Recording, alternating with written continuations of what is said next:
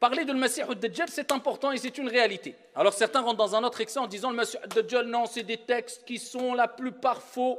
Dans une grande partie des sujets en religion, on va trouver des textes qui sont faibles et d'autres textes dans le même sujet qui sont bons. Est-ce que ça fait qu'on rejette le sujet? Non. Et est-ce que si un texte est daïf, ça fait qu'on ne peut pas travailler avec des règles bien sûr? Non. Est-ce que ça fait qu'on doit le rejeter? Non. Est-ce que ça fait que c'est un hadith mensonger s'il est faible? Ça dépend du degré de faiblesse. Non. Et de plus, concernant le Masih ad-Dajjal, l'antéchrist, le faux messie, ça regorge de hadiths authentiques, même s'il y a des hadiths faibles. Il y a plein de hadiths authentiques.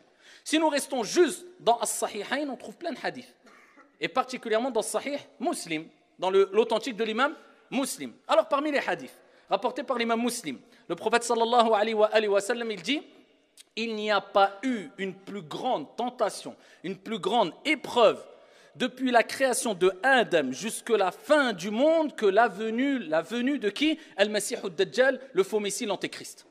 Il n'y a pas. Donc là, on comprend qu'on parle d'une épreuve, d'une tentation, pas des moindres. Le prophète, il dit, c'est la plus grande des épreuves. La plus grande des tentations, eh bien, c'est quand le Masih ad-Dajjal va venir et va éprouver les gens. C'est la plus grande des épreuves. C'est le prophète alayhi salatu wa sallam qui l'a dit dans Sahih Muslim.